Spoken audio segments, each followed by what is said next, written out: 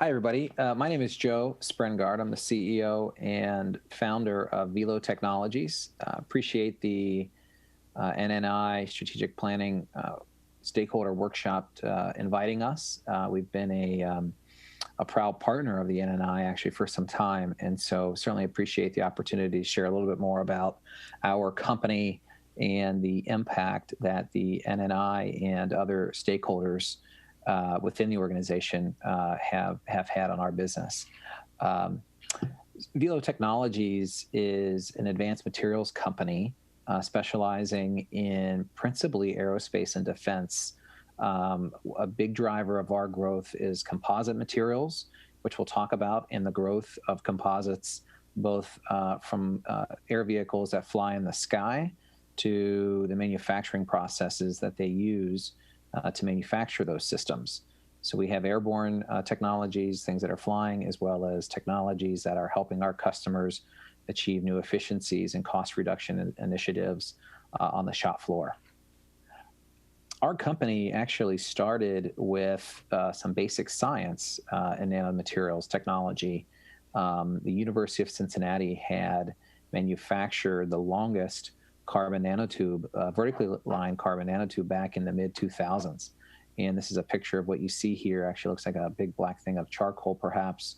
World record, the NSF actually covered that scientific accomplishment. And it was really driven by the ability to create a catalyst technology that allowed the nanomaterial to grow almost like how grass grows, but over an extended period of time.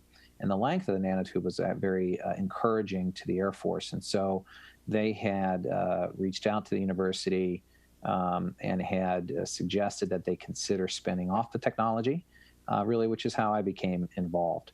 At the time, it was a science-based breakthrough, but one that was unsure from a commercialization standpoint, really what type of applications could we impact. And that's really where our story begins. Over the past 30 years, there has been an intentional shift from metallic to composite air vehicles, both commercial flight that we fly on to things in the military. And that transition is one that is here to stay.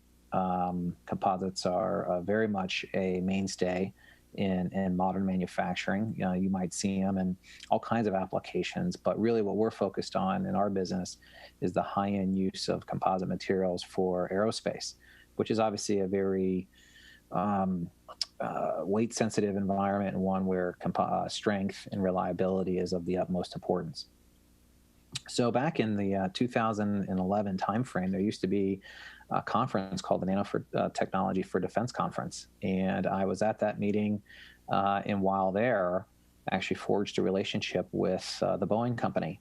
And we had just been contracted by the Navy to investigate our nanomaterial to reinforce composite structures to help with something that they call open hole compression, which is improving the mechanical properties of composite structures at the point of an open hole, or like a screw or a fastener when entering the laminate. But we didn't know much about composites at the time, but we did know about nanomaterials, and so we asked Boeing for their help. Over the course of time, it became very difficult to improve the mechanical properties of the carbon fiber composite laminates that were highly engineered, but it became apparent to us that we could perhaps leverage the electrical properties of the nanomaterial. So because of the relationship, to the Boeing Company's credit, they had a different vision than the mechanical properties. Although we did improve mechanicals, it wasn't substantial enough. And so we became aware of an enterprise-wide need to create a next-generation conductive composite system, because composites are not conductive like metal, and they have to put metal back into composites, which often is not their preferred method, which this picture you'll see, one of the state-of-the-art today. We have to protect composites from lightning strike protection, for instance. And to do that, we put metallic materials throughout the structure. And so one of the initiatives was, how do we create a next-generation solution, a conductive composite system? Unfortunately, the nanomaterials don't work 100% on their own. to get there, but our story has evolved. One of the big drivers of weight savings in aircraft isn't just electrical performance, but also sustainability. And that's not going away anytime soon. So the continued promise of new materials and lighter weight systems is one that continues in spite of even the COVID environment, where commercial aircraft has obviously seen challenges. Tremendous amount of growth. This is obviously pre-COVID, but one that we expect in the industry that it will emerge. Population around the world is growing, and so too is the interest in travel. And so the need, again, for lightweight materials is something that will continue to be one of market interest globally. Over the course of time, just like any other technology, you learn and you pivot when necessary. And so you do see a carbon nanotube sheet that we've developed. Obviously, that black material that you see there on that sheet product looks considerably more mature commercially than that first black material that may have looked like a piece of charcoal. And in addition to that, we've built complementary products that sometimes use nanomaterials and sometimes don't, but in this case showing a metallized carbon fiber non-woven that we've developed for next generation conductive composites. Because of our achievements, we were delighted in 2016 to be the Boeing Company's Supplier of the Year for Technology, and that was pretty substantial considering 14,000 global suppliers support their organization, and we were their recipient of their Technology Supplier of the Year. Again, something that we were proud of. And today we find our materials that we've developed in various defense applications.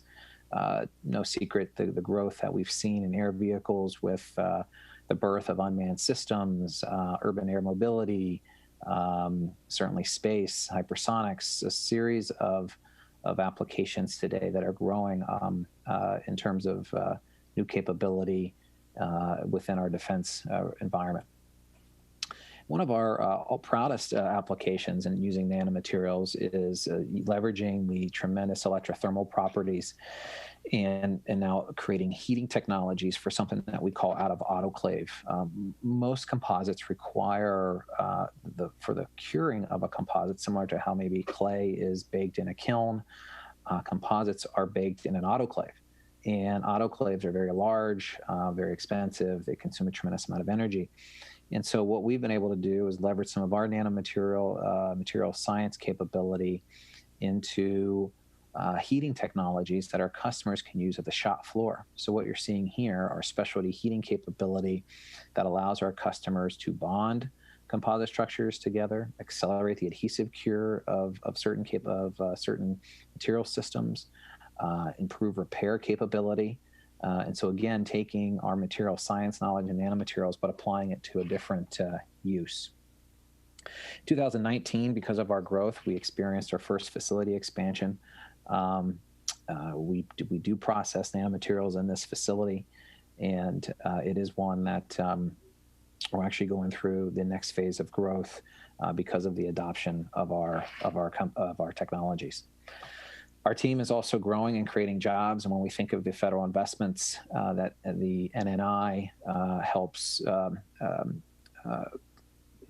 shepherd and ultimately guide the key investments, we are proud that we've leveraged some of our federal investments through the Defense Department, through NSF, through NASA, and other key relationships have allowed us to create jobs and new opportunities, and that will continue in the future based on the adoption of our capabilities that's happening right now. So overall, when we think of the total portfolio that we're involved with, next generation materials, conductive materials, composite processing, and actually de-icing are all areas where we leverage our material science and in some cases our nanomaterials backgrounds. So with that, we want to thank the NNI for having us, and we are incredibly appreciative for the support and look forward to being a part and a valued partner in any way we can as the stakeholders map out the future on what the NNI looks like domestically in our country. So thank you so much for the invitation, and have a wonderful new year and kickoff to the NNI. Thank you.